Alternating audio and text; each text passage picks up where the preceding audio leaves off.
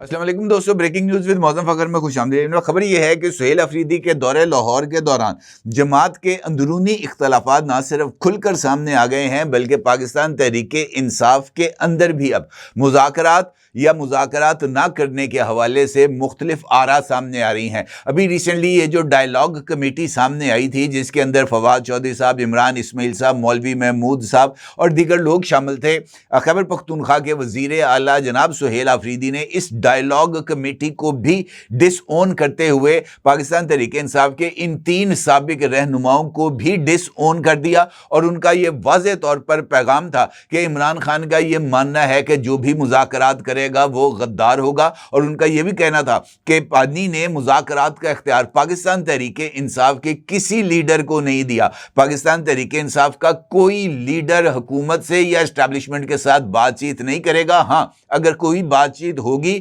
تو وہ یا تو محمود خان اچکزئی کریں گے یا راجہ ناصر عباس کریں گے، کیونکہ ان 2 لوگوں کو عمران خان کی طرف سے مذاکرات کے لیے گو ہیڈ دیا گیا ہے۔ تو اس صورتحال میں یہ سوال بہت ہی زیادہ اہمیت کا حامل ہے کہ یہ جو مذاکرات ممکنہ طور پر تحریک تحفظ آئین کے پلیٹ فارم کے تحت ہوں گے، اگر ہوئے تو اس کا جو آؤٹ کم ہوگا، کیا اس کو عمران خان قبول کریں گے، اور اگر کریں گے تو کن شرائط کی بنیاد پر؟ البتہ جو سہیل افریدی صاحب ہیں، ان کے اس دورے کے دوران کئی جگہ پر بلکہ خود پاکستان تحریک انصاف پنجاب چیپٹر نے سہیل افریدی سے خود کو دور رکھا، اور کسی ایسے پلیٹ فارم پر جہاں پر لوگ موجود تھے، خاص طور پر لاہور ہائی کورٹ بار یا مختلف قائدین کی رہائش گاہوں پر، وہاں پر بھی جو پاکستان تحریک انصاف پنجاب کی قیادت تھی وہ سہیل افریدی سے فاصلے پر نظر آئی، جس کی بنیاد پر سہیل افریدی صاحب کے اس وزٹ کو جماعت کا اندرونی خلفشار کا شکار کہا جا سکتا ہے۔ البتہ اہم بات یہ بھی ہے کہ سہیل افریدی کے دورے لاہور کے دوران شاہ محمود قریشی کے گھر کے وزٹ کے موقع پر بھی سہیل افریدی اور شاہ محمود قریشی کی جو صاحبزادی ہیں مہر بانو قریشی، ان کے درمیان بھی جو سخت جملے ہیں ان کا تبادلہ کیا گیا۔ بتایا گیا ہے کہ سہیل افریدی کی طرف سے شاہ محمود قریشی صاحب کے اہل خانہ سے ملاقات کے دوران کوٹ لکھپت گروپ کا لفظ استعمال کیا گیا، جس کے اوپر مہر بانو قریشی غصے میں آ گئیں اور انہوں نے فوری طور پر سہیل افریدی صاحب کو ٹوک دیا۔ اس پر سہیل افریدی نے کوٹ لکھپت سے لکھے جانے والے خط کا حوالہ دیتے ہوئے کہا کہ کوٹ لکھپت سے بانی پی ٹی آئی کی رائے سے متضاد باتیں سامنے آ رہی ہیں، خط سامنے آ رہے ہیں، یہ بات کہی جا رہی ہے نہ مخالفت نہ مخاصمت، صرف سیاست۔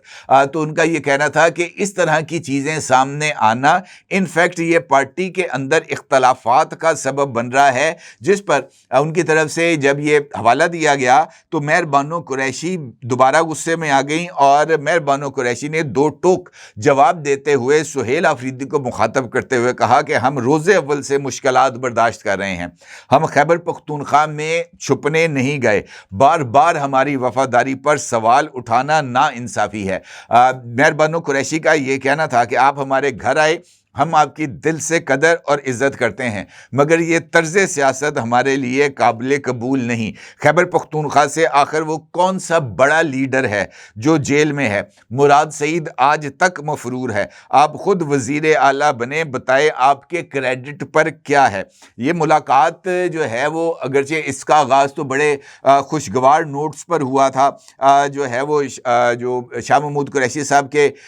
گھر میں جو آمد پر ان کے اہل خانہ سے بڑے خوشگوار ماحول میں ملاقاتیں ہوئی تھیں۔ تصاویر اور ویڈیوز میں زین قریشی اجرک اڑا کر ان کا استقبال کرتے ہوئے نظر آئے، مہر بانو قریشی بھی موجود تھیں، جو سہیل افریدی ہیں ان کو جو ہے وہ زین قریشی نے ان کا خوش آمدید کہا، ان کی صحت دریافت کی، والدہ سے جو زین قریشی کی والدہ ہیں ان سے ملاقات کی، ان کا یہ کہنا تھا کہ یہ ہمارے لیے حوصلے اور طاقت کا باعث ہے۔ البتہ جو تلخ کلامیاں ہیں وہ انفیکٹ पाकिस्तान तहरीके इंसाफ में जो मुख्तलिफ आरा पाई जा रही हैं उसकी बुनियाद पर हैं, क्योंकि जो पाकिस्तान तहरीके इंसाफ अगर देखा जाए तो ये अमलन दो हिस्सों में तकसीम हो चुकी है। एक सियासी लीडरशिप है जिसमें असद कैसर साहब हैं, अली मोहम्मद खान हैं, बाकी और जो उनके सरकर्दा लीडरान हैं। दूसरी जानिब हॉक्स का ग्रुप है जिसके अंदर सलमान अकरम राजा हैं, अलीमा खान साहिबा हैं, सुहेला अफरीदी हैं, मीना खान अफरीदी हैं, शाहिद खटक हैं। इस जैसे लोग हैं जिनका सियासत के साथ दूर दूर से कोई ताल्लुक वास्ता नहीं है। अब एक ग्रुप जो है वो पाकिस्तान तहरीके इंसाफ की मुश्किलात का खात्मा चाहता है, जबकि दूसरा ग्रुप ये चाहता है कि वो अपनी ताकत के जरिए या अपनी स्ट्रीट पावर के जरिए इमरान खान को निकाले। कल जो मुलाकात हुई सुहेला अफरीदी की मुख्तलिफ जर्नलिस्टों से, वहाँ पर हमारे सीनियर साथी हैं जनाब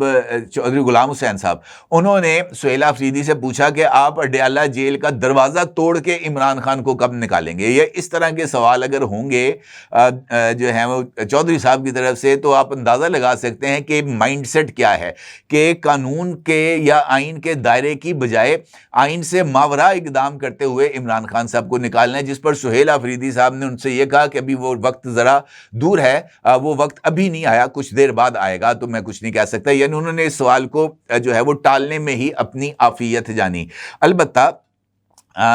बिलावल भुट्टो जरदारी साहब ने आज लाड़काना में गुफ्तगू की है मीडिया से, और बिलावल भुट्टो जरदारी साहब ने पाकिस्तान तहरीके इंसाफ को बड़ा साइब मशवरा दिया है कि आप इंतहा पसंदाना सोच से पीछे हट जाएं, क्योंकि जब तक आप इंतहा पसंदाना सोच पर रहेंगे 9 मई होता रहेगा, 26 नवंबर होता रहेगा, आपके जो कारकुनान हैं वो मुश्किलात में आते रहेंगे। बेहतर ये है कि आप इंतहा पसंदाना सोच से पीछे आकर नॉर्मल सियासत करें और नॉर्मल सियासत की बुनियाद के ऊपर आगे बढ़ें। ये बात उनकी दुरुस्त है, क्योंकि अगर 9 मई होगा तो फिर उसका जो जज़ा और सज़ा का अमल है वो भी होगा, अगर 26 नवंबर होगा तो फिर उसके बाद क्रैकडाउन भी होगा, अगर जलसे और जुलूस होंगे तो लाठी चार्ज और आंसू गैस भी होगा। ये वो तमाम चीज़ें हैं जिनको पॉलिटिकल लीडरशिप ने ही डील करना होता है। यही वजह है कि पाकिस्तान तहरीके इंसाफ की जो अहम लीडरशिप है वो हमें इस वक्त कॉर्नर पर नज़र आती है। उमर अयूब साहब आपको किसी जगह पर नज़र नहीं आएंगे, असद कैसर साहब आपको किसी जगह पर नज़र नहीं आएंगे, अली मोहम्मद खान आपको किसी जगह पर, जो दुरुस्त बात करते हैं, साइब बात करते हैं, वो कॉर्नर हैं, और जो लोग अग्रेसिव गुफ्तगू करते हैं या शहबाज गिल पार्ट 2 बनने की कोशिश करते हैं, उनकी इस वक्त बल्ले बल्ले है। तो इनफैक्ट ये जो मुज़ाकरात और मुज़ामत का तनाज़ा है वो इनफैक्ट पाकिस्तान तहरीके इंसाफ के अंदर बहुत ज़्यादा गहरा है, और खैबर पख्तूनख्वा के अंदर भी अली अमीन गंडापुर और सुहेला अफरीदी साहब का जो भी मसाइल हैं वो हमारे सामने हैं। तो कहने का मतलब ये है कि इस वक्त पार्टी के अंदर कोई मौसर सेंट्रल कोऑर्डिनेशन नहीं है।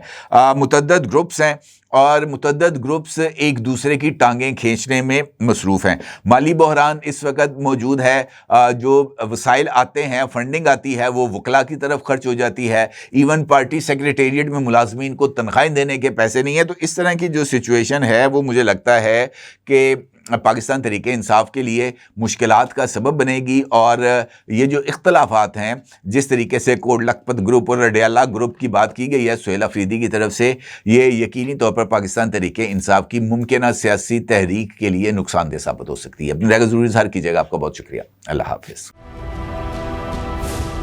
क्या आप एक बिजनेस ओनर हैं और चाहते हैं कि आपका ब्रांड ज्यादा से ज्यादा लोगों तक पहुंचे? हमारे पास है आपके लिए एक बेहतरीन मौका। हमारे YouTube चैनल पर रोजाना हजारों लोग वीडियोस देखते हैं। ये वही लोग हैं जो बाखबर, बाशऊर और फैसला करने वाले हैं। अब आप अपने बिजनेस को बराह रास्त हमारे YouTube चैनल पर प्रमोट कर सकते हैं। प्रोडक्ट प्लेसमेंट और स्पॉन्सर्ड सेगमेंट्स के जरिए आप अपने ब्रांड को लाखों पोटेंशियल कस्टमर्स तक पहुंचा सकते हैं। तो देर किस बात की, आज ही अपने बिजनेस को नए लेवल पर ले जाएं। For more information, call us 9233 8122 280.